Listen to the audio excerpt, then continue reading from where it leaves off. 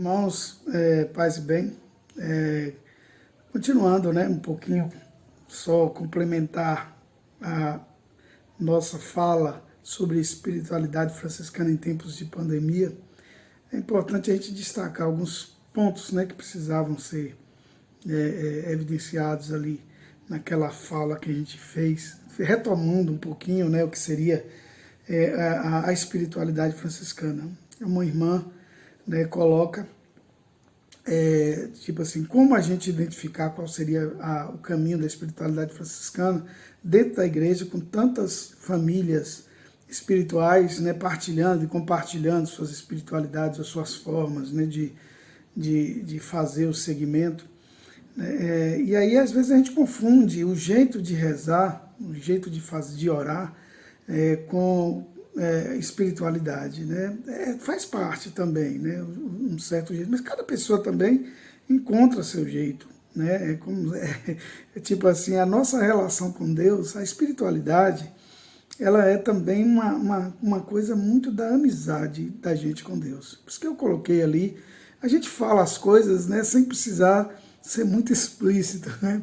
Aí tem irmãos que captam, tem outros que a gente precisa ser mais, né, detalhado nesse sentido, para poder fazer, a gente se fazer entender, e a gente tem a obrigação de se fazer entender. Porque ninguém é obrigado a entender de primeira mão o que a gente quer falar, porque às vezes a gente fala de um jeito cifrado que a gente está entendendo é outro, não está, não é?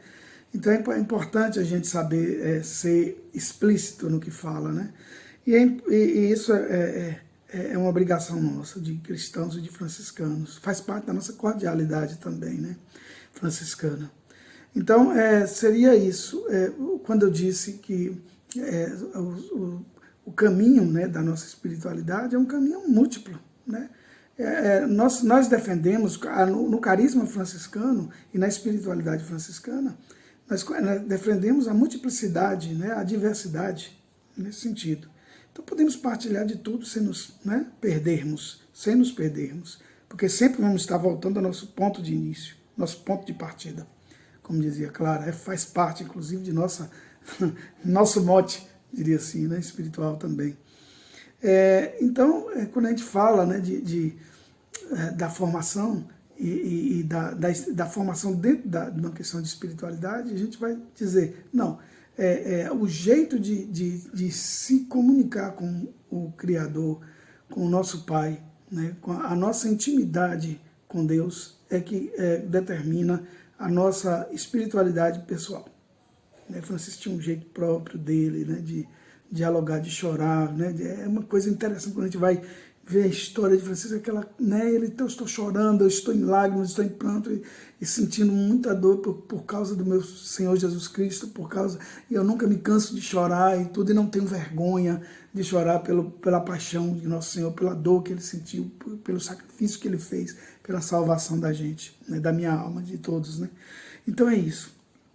Em primeiro lugar, é isso. Só que tem certas famílias espirituais dentro da igreja que herdaram dos nossos irmãos da Reforma Protestante, né, um jeito muito peculiar e muito individualista de se fechar no contato com Deus. Eu sou filho de Deus, eu me relaciono, tenho uma amizade com meu Deus, mas a minha amizade com Deus se dá num contexto de comunidade também. É isso. Diz que a comunidade, Francisco intuía isso, né? E Frei Gemelli fala isso também no livro dele sobre São Francisco, e que ele fala que a fraternidade, a comunidade que a gente participa, ela é o ponto de referência da gente para a gente se humilhar. A gente se humilhar. Na busca até dessa questão de, né, não de se humilhar, de ser humilhado pelo outro, a gente se diminuir para que o outro irmão se sobressaia e para que o outro irmão também ele vai aprender a recuar para que eu, num determinado momento, me sobressaia, porque não existe um sol dentro da fraternidade. Todos são, né, estrelas, todos são sóis, numa dimensão mais, né, mais cosmológica, assim, né, dessa linguagem figurativa. Então, é um pouco isso, né? Então, a fraternidade nos ensina a vermos os nossos erros, o quanto nós somos limitados. O irmão consegue ver em mim aquilo que eu não consigo ver. dentro de mim. E eu consigo ver no irmão certas coisas que ele não consegue ver nele. E eu tenho que ter humildade para poder, num determinado momento, né, acceder à crítica do meu irmão, não como crítica destrutiva, mas como uma contribuição para o meu crescimento, para que eu pare e para que eu faça a minha conversão. Por isso que a fraternidade é o lugar privilegiado da conversão. Né? Da conversão, não é da transformação diária, daquilo que é a limitação da gente, né? Daquilo que pode ser transcendido, né? Que possa ser, né, ser melhorado na gente como ser humano. Nós estamos como seres humanos, no geral, a humanidade, no meu entender, desde que Deus nos criou, desde o início da humanidade, num processo de humanização. Nós ainda somos muito animais. Nós ainda estamos em busca, estamos num processo civilizatório cheio de idas e vindas, né? E nós estamos, às vezes, recuando muito, né, nessa questão desse processo civilizacional e de ser gente, ser humano, né? E de ser humano que se solidariza com o outro, que pensa menos em si, que se entrega mais ao outro, cujo coração, né, se conecte com os corações de todos os outros, que sofra a empatia, chamada assim, né, com os outros que estão sofrendo, e que minore a sofrimento, que nós carreguemos, como disse o apóstolo Paulo, né, o apóstolo Paulo dizia que nós devemos carregar os fardos uns dos outros. Então é por isso que a gente precisa observar que a nossa espiritualidade, ela tem um centro, e o centro é Jesus Cristo. Ela é cristocêntrica, mas não é só cristocêntrica, né? Como dizem, né, os grandes místicos, né? É mais que isso. Eu estava vendo um livro sobre espiritualidade inaciana, dos jesuítas, que eu já pensei em ser jesuíta também, né? E aí eu gosto muito, e aí tem um determinado momento que um grande mestre espiritual, lá um padre, que conduz exercícios espirituais na Companhia de Jesus, que é a ordem do Papa, né, do Santo Papa Francisco, coloca lá dizendo que as fontes, né, das quais Santo Inácio bebeu, uma delas foi São Francisco. E o que foi de São Francisco que Santo Inácio bebeu? A paixão por Jesus Cristo. Daí o nome Companhia de Jesus. Eu não sabia disso. Um jesuíta, num livro, vai e me diz isso. Olha que interessante. E não é possível que nós, franciscanos, não saibamos disso. Então, não é só a imitação de Cristo, né, que nos é pedida, é a nossa conformação com Cristo. Francisco não imitou só, ele se conformou com a pessoa de Cristo, ele conformou a pessoa dele à pessoa de Cristo, uma identidade, né? Tanto é que dizia, parece um outro Cristo, parece, né? Um outro Cristo. A gente precisa ter cuidado com a linguagem, de não ocorrer em heresia no amor a São Francisco, de achar que aquele negócio, o espelho da perfeição, que ele era um outro Cristo. Não, não era um outro Cristo. Um Cristo é único, né? E Francisco sabia disso, né? Tudo indicava, como eu falava na live, né? Que é isso. Em tudo o que ele via Jesus. Tudo se referia ao Evangelho. Então, qual é o cerne da espiritualidade franciscana, gente? Qual é o cerne, meu irmão? O coração da espiritualidade é Jesus Cristo. Então, a redenção, né, a encarnação do Verbo, que os franciscanos defenderam, separaram, né, nesse processo a redenção na cruz, que a encarnação faz parte, e aí coloca o papel de Maria, a Imaculada Conceição, que é um dogma nosso, franciscano, né, elaborado desde o início por Duns Scott, né, um britânico na época. Então é interessante a gente, né, observar que toda a caminhada, né, da espiritualidade franciscana abarca isso, né, vai atrás dessa questão ela é fraternitária, ela é cristocêntrica, né, e além de ser Cristo, vai mais além de ser cristocêntrica. E depois a questão da oração, né, onde se localiza, né, a oração dentro da espiritualidade franciscana. Quer dizer, a espiritualidade é um todo, é um segmento, é um comportamento, é uma atitude fraternal, é uma vivência comunitária, né? É a visualização do mundo de uma forma não absoluta, né? De uma forma transcendente, é olhar com o olhar do coração, é olhar, né, com o olhar daquilo que passa daquilo que se vê, né? E sempre remontando a uma interpretação daquilo que se percebe da ação de Deus na história, da presença de Deus nas pessoas, nos seres animados e inanimados, em toda a criação, diria assim. É nossa articulação, né, com a Mãe Terra, a nossa irmã Mãe Terra, né, a qual voltaremos no final de tudo, né, para o seio dela, né, na sepultura. Né, é nossa relação, inclusive, com a morte de uma forma, não diria assim, passiva, mas também não de forma desesperada, mas de forma esperançosa. Né? A espiritualidade, ela demanda também essa questão, né, da atualização do chamado de Deus, do chamado na consciência para uma ação efetiva no mundo, rumo à transformação do mundo, mas é a partir da minha transformação também. À medida em que eu transformo o mundo, eu me transformo. Eu não vou esperar me transformar para transformar o mundo, nem vou esperar o mundo se transformar para me transformar. Há uma relação, né, diria assim, dialética nessa construção do mundo, né, do reino. Aqui o reino que ainda não se completou, começa aqui e termina, né, na parousia.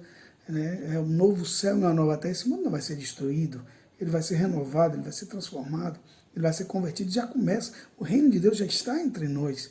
É a partir de nossa conversão, da conversão que a gente realiza nos outros, a partir de nossa experiência também, de nossa ação. Né? E a oração, onde se localiza? Aí que está.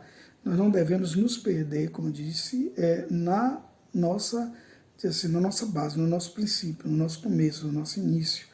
Então, é preciso que a gente entenda, né, que a oração ela tem a ver com uma relação pessoal nossa com Deus, de amizade pessoal com Deus. Né? Francisco tinha um jeito dele, né, tinha um jeito de se expressar, um jeito de conversar. Eu falava com vocês, né, falava que às vezes a gente dá uma reclamada com Deus, né? Moisés também fazia isso. Né? Tantas e tantas vezes que, né, é uma relação respeitosa, mas uma relação de amigo, uma relação, né, de alguém que está ligado. Jesus falou, já não vos chamo mais de servos, vos chamo de amigo. E aí coloca isso, você precisa de entender isso, encarnar o Evangelho e compreender que algo foi mudado com a passagem de Cristo, né? E que nós somos os herdeiros como discípulos, como apóstolos dele. E não devemos ser intimistas nessa forma de isolacionista e egoístas na forma de rezar. Quer dizer, qual é a nossa oração? Como ela é de forma múltipla, claro que a gente pode experimentar outras escolas espirituais, pode sim, não tem problema, desde que a gente não se perca. Né? E outra coisa é a questão da oração litúrgica. Francisco orientou isso, era preciso rezar as horas da igreja, porque aí a gente é inserido no contexto da Igreja Católica, da Igreja Universal, da Igreja presente em todo o mundo, que faz uma só leitura do Evangelho, uma só leitura, né, da Bíblia, no mundo inteiro, dos Salmos, né, que faz as mesmas orações, que realiza a mesma celebração litúrgica de missas no mundo inteiro. Né? Quer dizer, a participação eucarística, a vivência da Eucaristia e a participação na Eucaristia, se alimentar com o corpo e sangue de Cristo, né? Plantar sementes da ressurreição desse jeito com a gente. Né?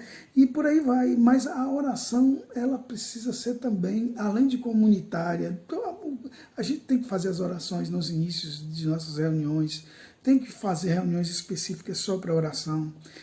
Inclusive, nós temos experiências, né, aqui em Tapetinga, por exemplo, nós fazemos a experiência de oração pelo Duo, que no celular.